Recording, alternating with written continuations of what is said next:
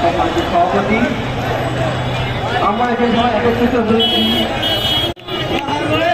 ষড়যন্ত্রমূলকভাবে মিথ্যা মামলা দিয়ে তাকে জেলে ভরে আস্তে আস্তে ধীরে ধীরে তাকে হত্যা করা হয়েছে। এই হত্যার প্রতিবাদে আজকে আমাদের সমাবেশের একটা কারণ, এই সরকারের স্বাধীন তদন্ত কমিশনের মাধ্যমে প্রকাশিত হয়েছে যে এই মাহারুনকে তার কিছু রিপোর্টের পরিপ্রেক্ষিতেই আজকে রাষ্ট্রীয় জন্য এই পরিণতি।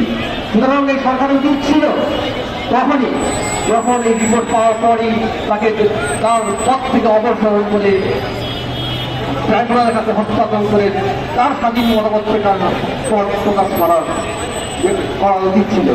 যে সরকার তা না করে তাকে এখন সেই পদে বহাল রেখেছে।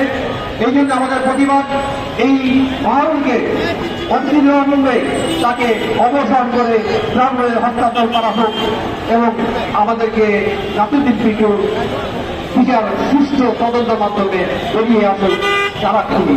এই বলে আমার বক্তব্য শেষ করি। বাংলায় জিন্দাবাদ। ধন্যবাদ জনাব তারেক আহমেদ। সংগ্রামী সাথী সহযোদ্ধা বন্ধুগণ, আমরা প্রশাসনকে, বর্তমান সরকারকে একটি কথা স্পষ্ট করতে চাই।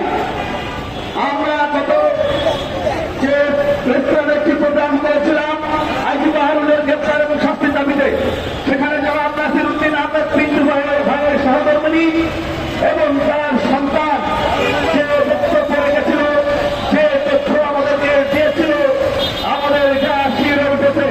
আমরা অনেকে নাসির উদ্দিন আহমেদ পিন্টু হাতে গড়া সৈনিক হলেও তার পরিবার যে কি নির্মম নির্যাতনের শিকার হয়েছে সেটি কিন্তু বলার কথা নেই।